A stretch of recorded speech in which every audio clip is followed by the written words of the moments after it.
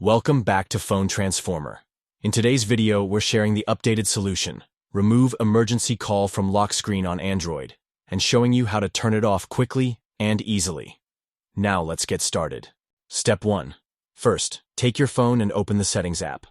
Scroll down through the list of options until you find Safety and Emergency. Once you see it, tap on it to proceed to the next section. Step 2. In the Safety and Emergency menu, scroll down again until you see Emergency SOS.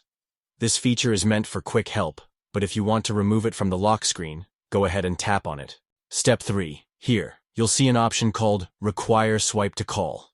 This is what allows emergency calls to be made straight from the lock screen. Right now, this option is likely enabled. Just tap on it once to turn it off, and you're done with this part. Step 4. Now, in some phones or themes, disabling Swipe to Call might not completely remove the emergency call button from the lock screen. If that's the case, you can try another way. Go back to the main settings menu, scroll down, and tap on Lock Screen and AOD. Step 5. In this section, tap on Screen Lock and Biometrics. You'll be asked to enter your phone password or pattern.